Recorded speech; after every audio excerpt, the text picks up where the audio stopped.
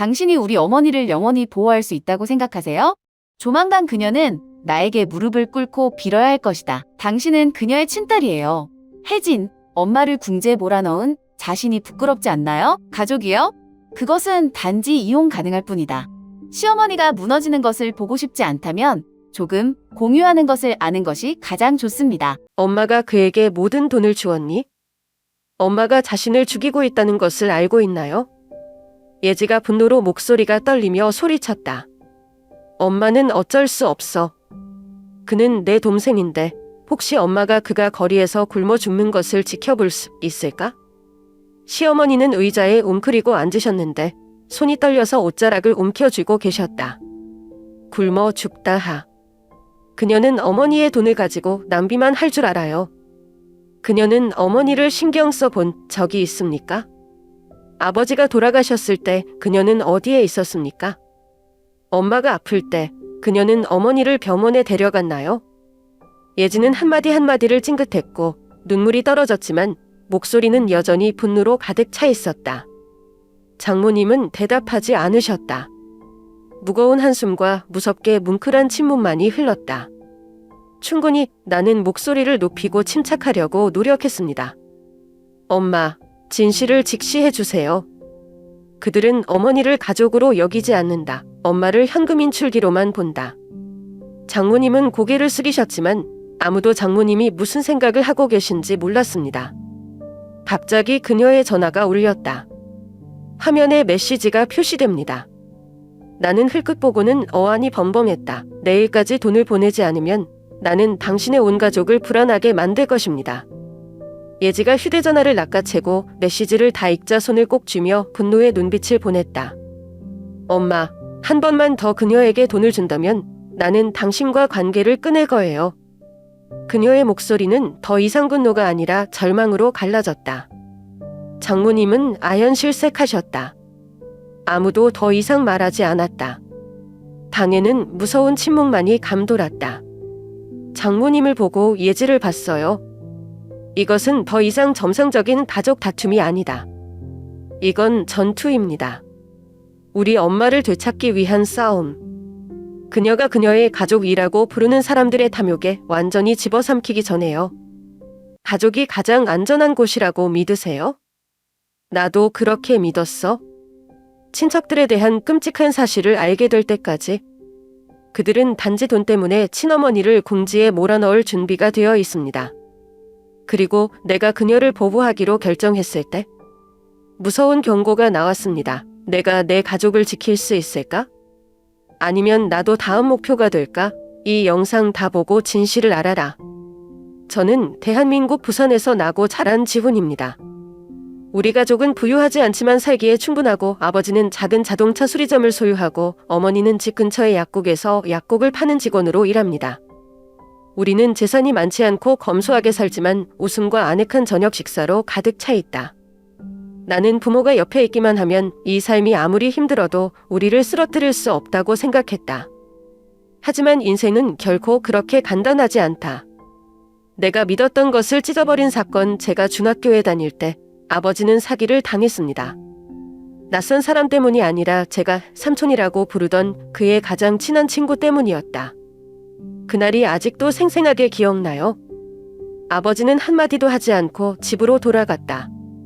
어머니는 무슨 질문을 해도 침묵하셨다. 담배에 불을 붙일 때 아버지의 손이 떨리는 것을 보았지만 불을 붙일 수 없었다. 그는 마치 세상을 잃은 듯 허공을 응시하며 앉아 있었다. 어머니가 다시 물어보려고 했을 때 아버지는 갑자기 탁자를 세게 두드렸고 그의 목소리는 쉰 목소리였다. 모든 것 없어졌어. 다 우리 빈털털이야. 어머니는 놀라셨고 저는 무슨 일이 일어나고 있는지 이해하지 못했습니다. 나는 그녀가 서둘러 전화기를 들고 누군가에게 전화를 거는 것을 보았고 떨리는 목소리. 속았어. 그게 뭐야? 뭐야? 아버지는 대답하지 않고 손으로 머리를 감싸기만 했다. 엄마가 소리쳤다. 그 돈이라고 말하지 마. 우리 가족 저축의 전부예요. 지훈이는 학교 가야 돼요. 하지만 아버지의 대답은 우리 둘 다 조용히 죽게 만들었다. 그는 고개를 끄덕였다. 우리 부모님의 평생 저축한 돈이 모두 없어졌다. 아버지는 빚을 완전히 잃었을 뿐만 아니라 막대한 빚에 휘말렸다.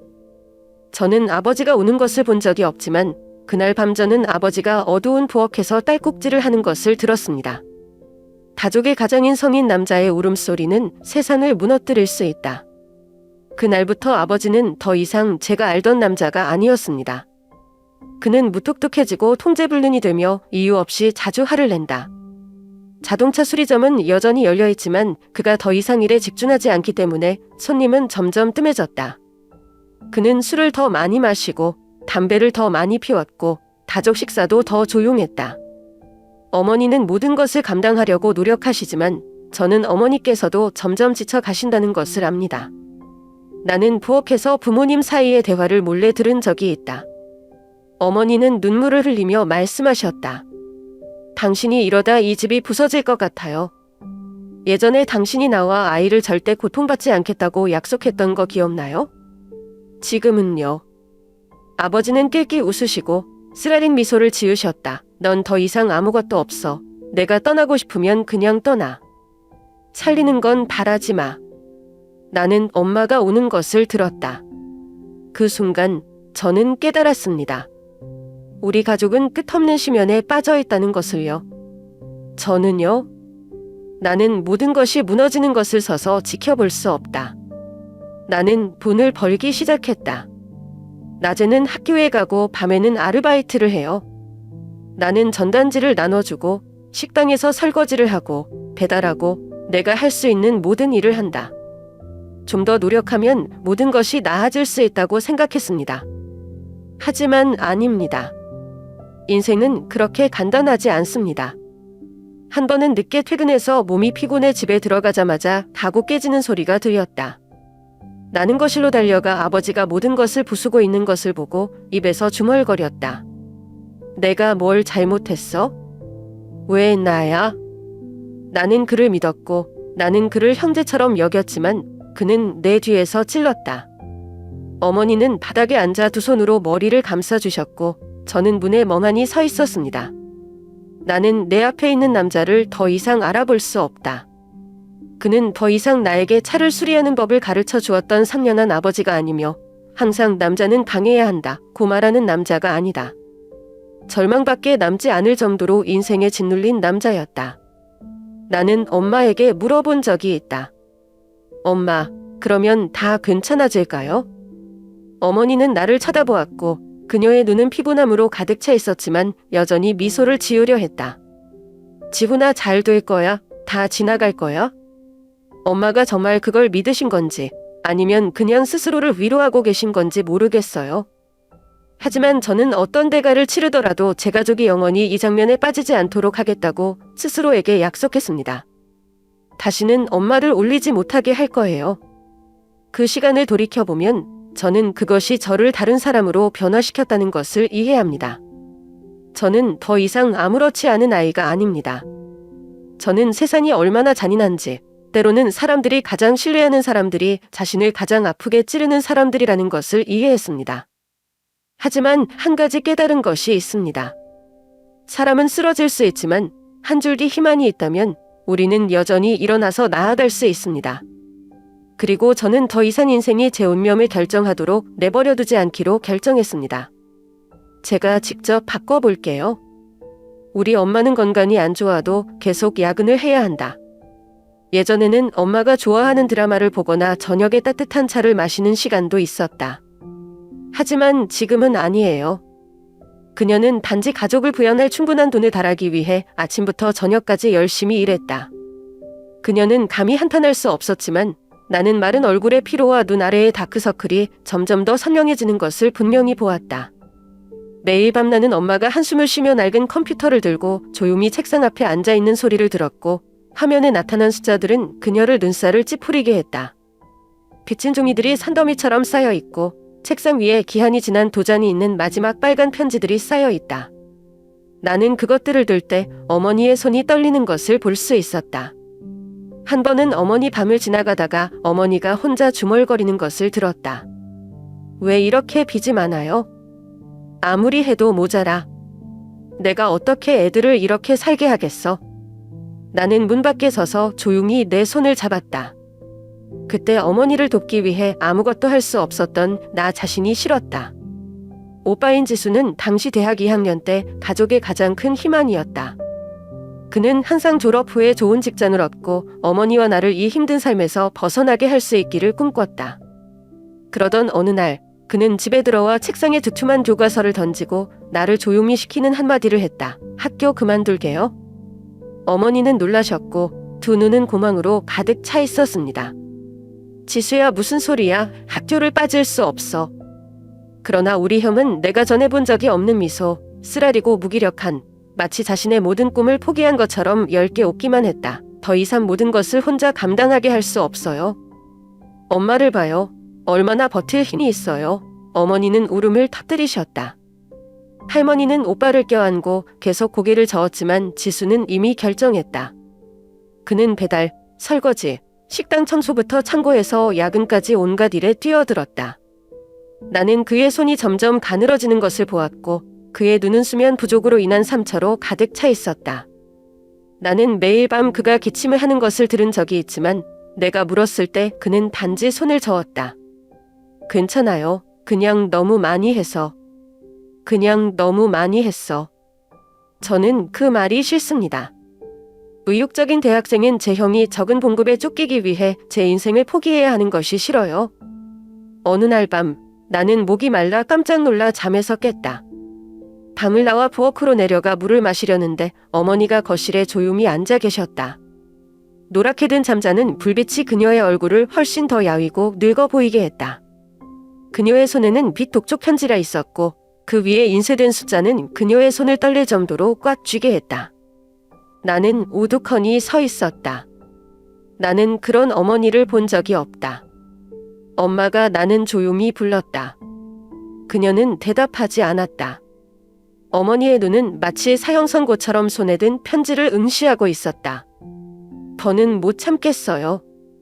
나는 달려가 할머니를 꼭 껴안고 그녀의 몸이 마를 때마다 떨리는 것을 느꼈다.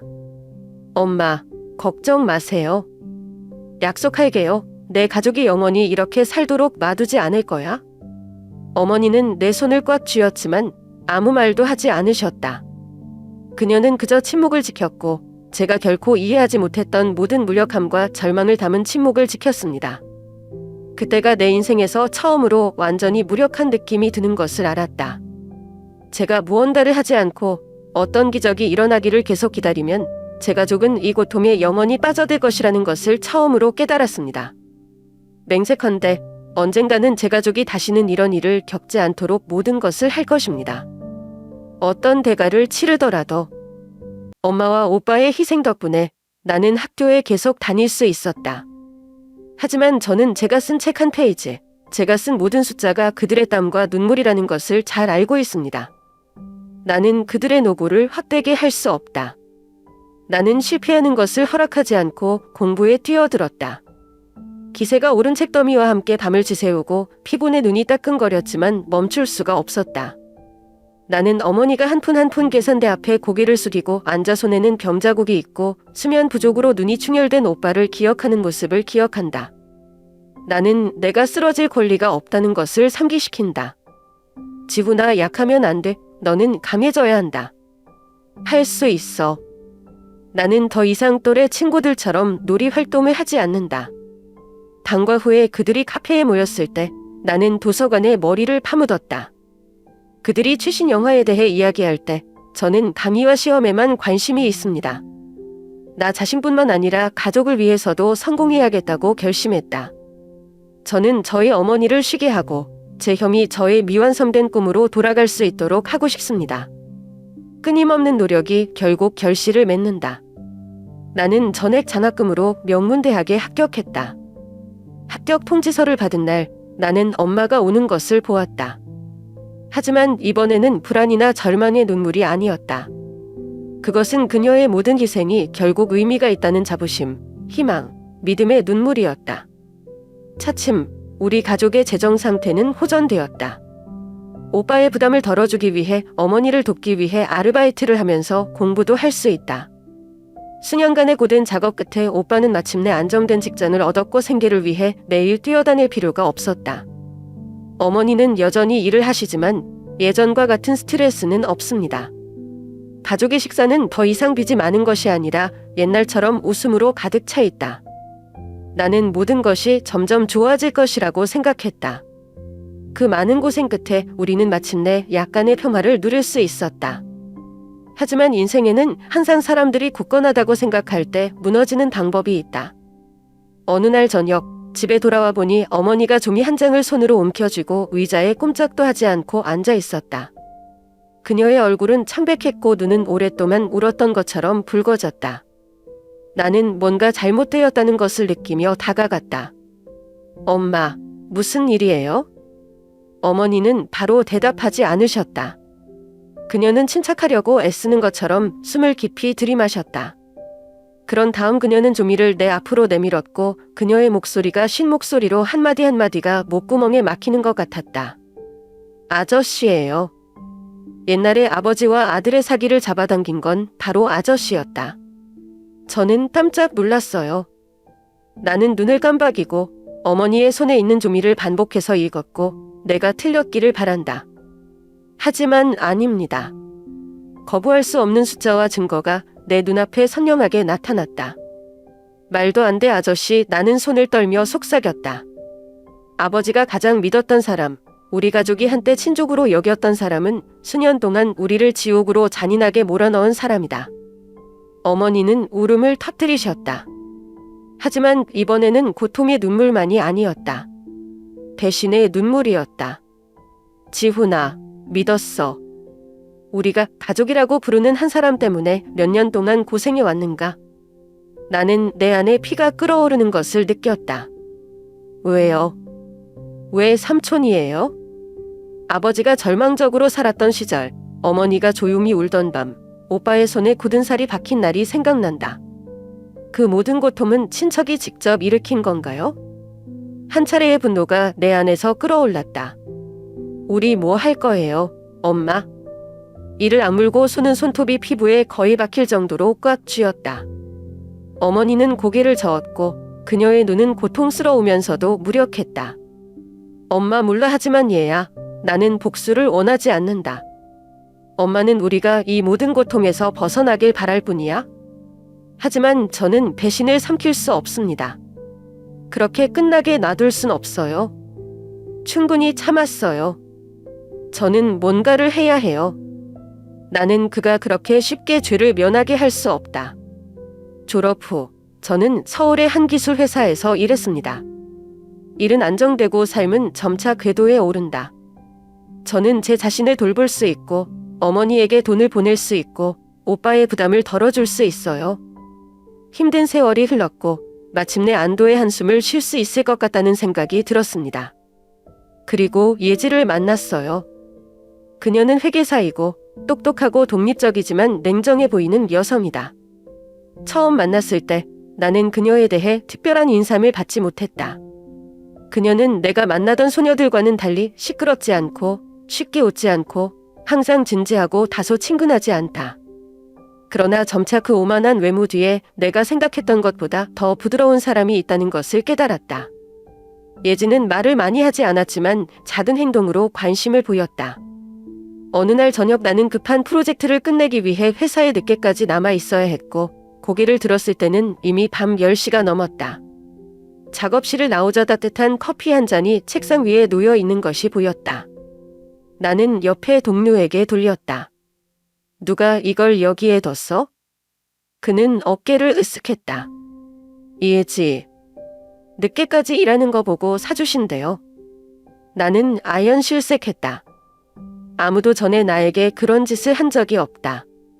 그 작은 손짓부터 예지에게 더 신경을 쓰기 시작했다. 저는 그녀가 일하는 담식에 매료되었습니다. 근엄하면서도 끈기가 있는 눈빛의 말이죠. 우리는 서두르지 않고 열광하지 않고 바쁜 삶의 흐름 속에서 점차 서로를 찾는 외로운 두 사람과 같습니다. 3년이 지나고 나는 그녀에게 청혼하기로 결정했다. 예지 언니 집에 처음 데뷔했을 때 너무 떨렸어요. 그녀의 어머니는 쾌활하고 친근한 여자였다. 처음 만났을 때 그녀는 내 손을 잡고 환하게 웃었다. 드디어 그녀를 변화시킨 남자를 만났다. 그는 항상 너무 진지하고 나는 그가 아무도 사랑하지 않을까봐 두렵다. 하지만 그녀의 아버지는 달랐다.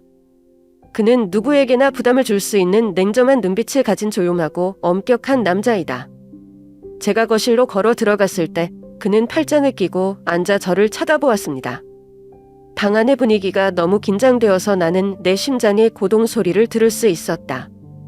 저녁 식사 후에 그는 나를 발코니로 불렀다. 나는 어려운 질문에 직면할 마음의 준비를 했지만 그는 조용하지만 위력적인 목소리로 한마디만 했다. 너 정말 그녀를 사랑하니? 나는 삼키고 그의 눈을 똑바로 쳐다보고 조금도 주저하지 않았다. 네, 진심으로 사랑합니다. 그는 한참 동안 침묵을 지키다가 고개를 끄덕였다. 그렇다면 반대하지 않습니다. 하지만 기억하라.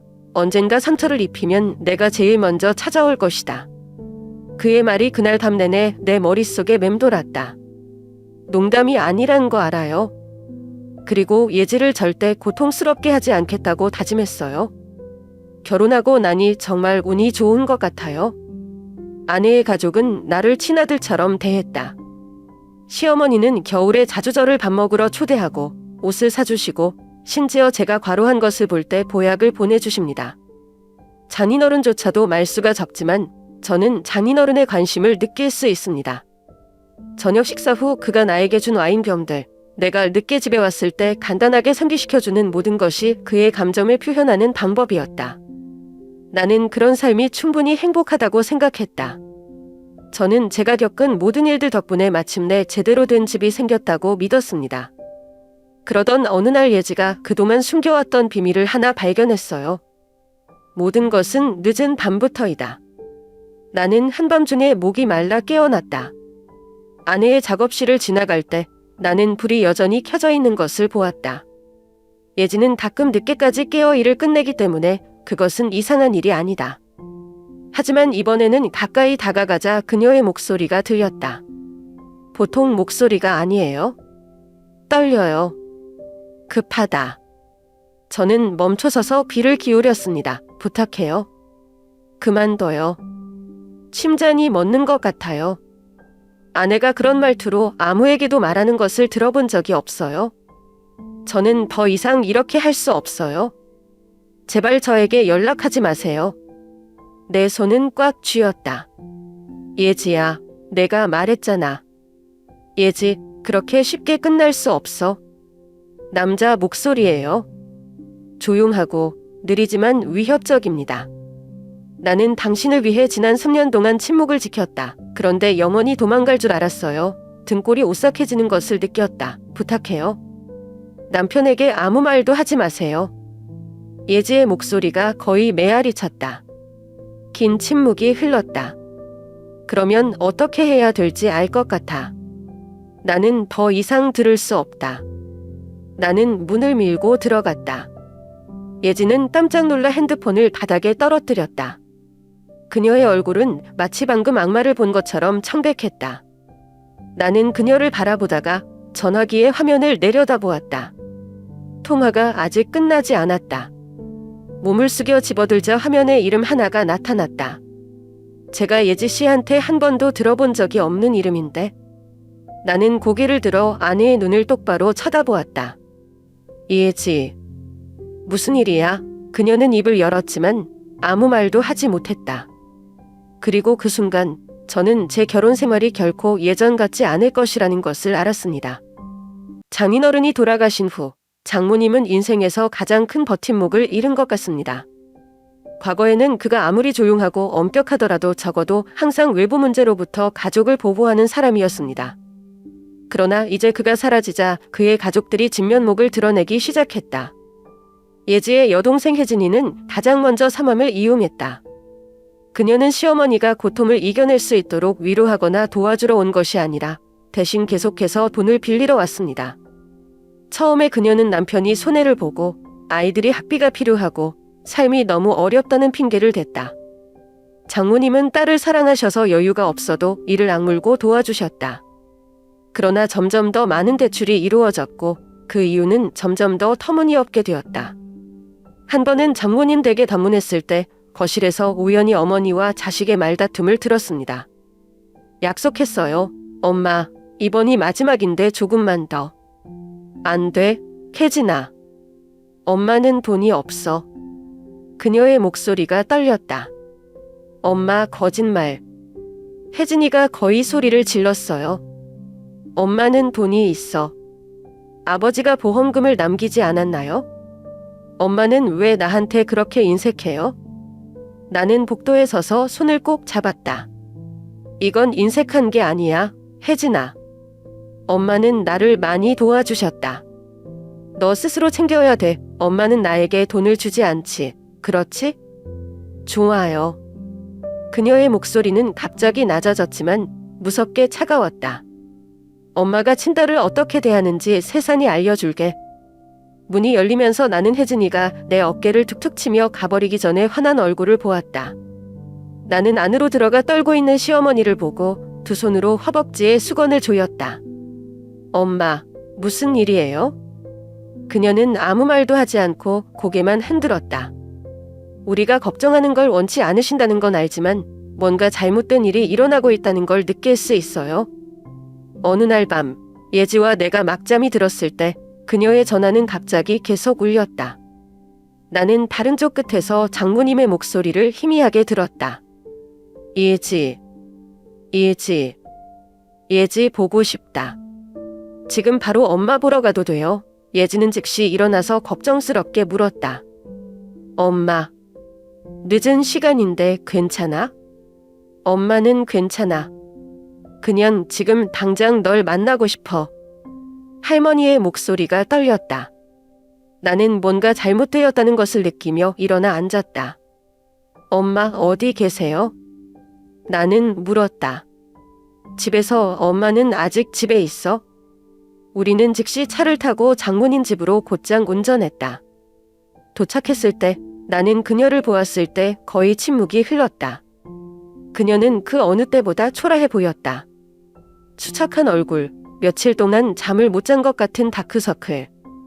나는 장모님이 그런 것을 본 적이 없다. 그녀는 원래 불굴의 여성이었고 남편이 죽었지만 억지로 정신을 차렸다. 하지만 지금 그녀는 완전히 망한 것처럼 보입니다. 예지는 어머니 곁으로 달려가 할머니의 손을 잡았다. 엄마, 엄마 왜 그래? 누가 뭐 했어요? 그녀는 즉시 대답하지 않았다. 그녀는 고개를 숙이고 두 손으로 옷자락을 꽉 조였다. 엄마, 늦게 불러서 미안해. 나는 할머니 맞은편에 앉았다. 엄마, 무슨 일이 있으면 우리한테 말하세요. 그만 숨겨요. 오랜 시간이 걸렸고 마침내 그녀는 한숨을 쉬었고 그녀의 목소리는 고통으로 거의 깨질 뻔했다. 혜진이는 엄만 협박했어. 엄마가 돈을 안 주면 우리 가족에 대한 거짓 소문을 퍼뜨릴 거야? 저는 멍해요. 무슨 소리 하시는 거예요? 그녀는 눈을 붉히며 나를 바라보았다. 그녀는 친척들에게 어머니가 아버지의 보험금을 횡령했다고 말할 것이고 자신의 돈을 얻기 위해 비밀리에 재산을 팔았다고 말할 것이라고 말했다. 엄마가 도와주지 않으면 엄마가 평화롭게 살 수 없도록 모든 일을 할 것이다. 나는 화가 치밀어 올랐다. 그녀는 엄마의 딸이야. 엄마를 왜 대하세요? 장모님이 울음을 터뜨리셨다. 엄마 몰라. 언니가 언제부터 그렇게 됐는지 모르겠어요. 예지는 가만히 앉아서 관절이 하얗게 질릴 정도로 손을 꽉 잡고 있었다. 우리는 이런 일이 계속 일어나도록 놔둘 수 없어. 그녀의 목소리는 냉랭했다. 엄마, 더 이상 그녀에게 돈을 주지 않을 거예요. 엄마는 그녀에게 빚진 게 없어. 시어머니는 고개를 저었고 그녀의 목소리는 여전히 두려움으로 가득 차 있었다. 근데 진짜 하면 어떻게? 우리 가족을 비방한다면? 나는 이를 악물었다. 그럼 제가 처리하겠습니다. 예지가 나를 돌아보는데 눈빛이 경악스럽기도 하고 당황스럽기도 하다. 나는 일어나서 핸드폰을 꺼내서 혜진이의 번호를 찾았다. 어떻게 할 거예요? 예지가 물었다. 나는 그녀를 바라보았고 내 목소리는 그 어느 때보다 단단했다. 나는 그녀와 이야기할 것이다. 마지막으로 한 번. 다가오는 대결이 어떻게 끝날지 모르겠어요. 하지만 한 가지 알고 있는 것은 장모님이 더 이상 상처를 받으시도록 놔두지 않겠다는 것입니다. 비록 가족 친척들과 맞서야 할지라도 저는 팔짱을 끼고 지켜보지 않을 것입니다. 예지와 저는 어머니를 모시고 살기로 했어요. 우리는 그녀가 그녀를 사랑하고 보호해야 할 사람들로부터 조종과 착취를 계속 견디도록 내버려 둘 수 없습니다. 비록 시어머니는 처음에는 망설이고 자신이 부부에게 짐이 될까봐 걱정했지만 일어난 일이 있은 후 그녀는 예전 곳에 머무르는 것이 그녀를 더 비참하게 만들 뿐이라는 것을 이해했다. 하지만 그들은 쉽게 포기하지 않는다. 처음에는 혜진이한테 계속 전화가 왔었어요. 그녀는 후회하거나 부끄러워하지 않고 오히려 그녀를 버렸다는 것에 대해 제 장모님을 노골적으로 비난합니다. 엄마, 정말 오빠들 때문에 날 내버려둬요? 나도 엄마 아기야. 엄마가 절 버린 적이 없어요. 혜진아, 시어머니는 목소리가 약하지만 확고하다고 대답했다. 자신을 밀어냈어요. 전화통화 후 끈질긴 메시지가 이어졌다. 처음에는 구걸하다가 나중에는 책망으로, 나중에는 협박으로 바뀌었다. 엄마가 날 피할 수 있을 것 같아? 엄마 해봐. 내가 다 얘기하면 엄마가 안 좋아하지 않을까? 나는 장모님께 혜진이의 번호를 막으라고 했지만 그녀는 여전히 다른 사람들을 통해 연락할 방법을 찾았고 심지어 예지의 회사까지 가서 말썽을 피웠다. 나는 불안해지기 시작했다. 예전에 장인어른을 속였던 사람들은 아직도 밖에 있었고 지금은 혜진이가 그 어느 때보다 절망하고 있습니다. 나는 그녀가 다음에 무엇을 할지 알 수 없다. 그리고 악몽이 실제로 일어났습니다. 그날은 회의가 길어 평소보다 늦게 귀가했다. 집에 들어섰을 때 나는 즉시 무언가가 잘못되었다는 것을 느꼈다. 현관문은 잠기지 않는다. 거실에 가구들이 뒤섞여 있고 의자가 기울어져 있고 캐비닛은 마치 누군가가 모든 것을 뒤진 것처럼 활짝 열려 있다.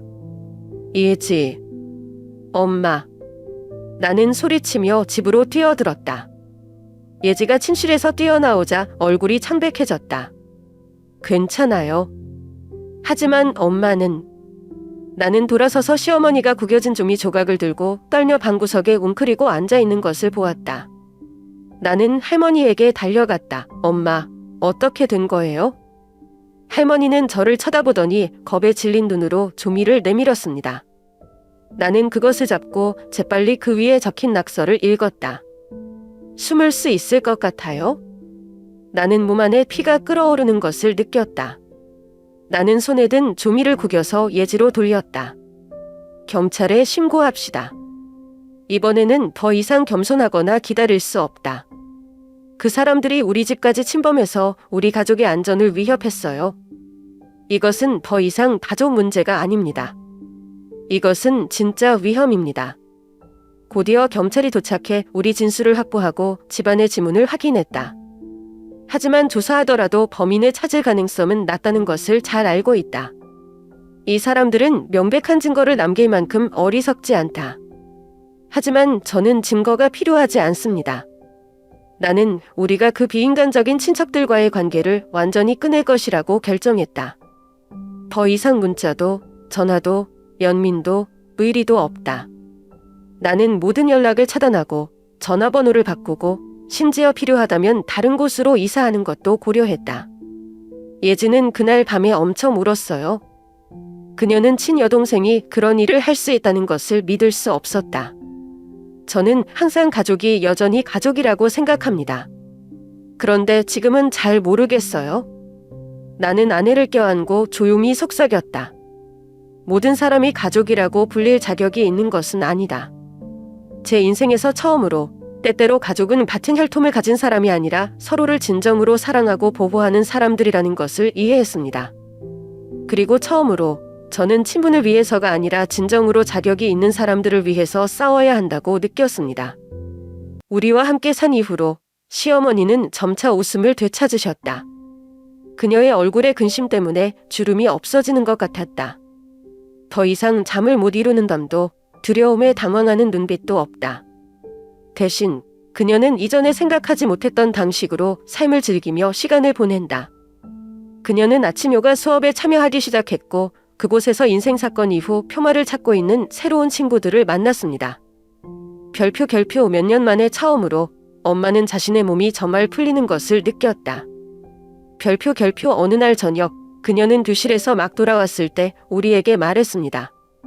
나는 그녀를 보고 그녀의 눈빛이 더 이상 슬픔으로 흐려지지 않고 낙관적으로 빛나고 있음을 보았다. 그녀는 또한 어머니의 책임 때문이 아니라 자신이 좋아하는 음식에서 즐거움을 얻고 싶기 때문에 요리를 배웁니다. 매주 그녀는 새로운 곰식을 시도했고 때로는 실패했지만 결코 포기하지 않았습니다. 별표 별표 옛날에 어머니는 가족을 돌보기 위해 항상 서둘러 요리했습니다. 엄마가 지금 하나하나 다 맛보고 싶어서 요리를 하고 있어 별표 별표 그녀는 웃었고 저는 때때로 행복은 단지 아무 걱정 없이 자신이 좋아하는 일을 하는 것이라는 것을 깨달았습니다. 그녀를 이용했던 사람들은 더 이상 나타나지 않았다. 더 이상 위협적인 전화도 없고 조작적인 메시지도 없다. 아마도 그들은 그녀가 예전만큼 약하지 않다는 것을 깨달았을 것이다. 그녀는 더 이상 가짜 친정에 대해 참거나 두려워하고 겸손한 여자가 아니다. 한 번은 우연히 거울 앞에 서서 자신의 은색 머리카락을 부드럽게 쓰다듬고 미소를 짓는 것을 보았다. 그녀가 무슨 생각을 하고 있는지 모르겠지만 저는 그것이 평온함의 미소라고 믿습니다. 나는 별표 별표 가족이 전부이며 결코 나를 배신하지 않는 곳 별표이라고 믿었다. 하지만 제가 겪은 일들은 제게 고통스러운 사실을 깨닫게 해주었습니다. 별표 별표 도는 사람을 변화시킬 수 있습니다. 그것은 가족을 파탄나게 할 수 있고 가장 사랑했던 사람들을 무서운 이방인으로 만들 수 있다. 별표 별표하지만 동시에 우리가 가진 것이 없어도 누가 진정으로 나를 배려하고 누가 남을 준비가 되어 있는지 명확하게 볼 수 있게 해준다.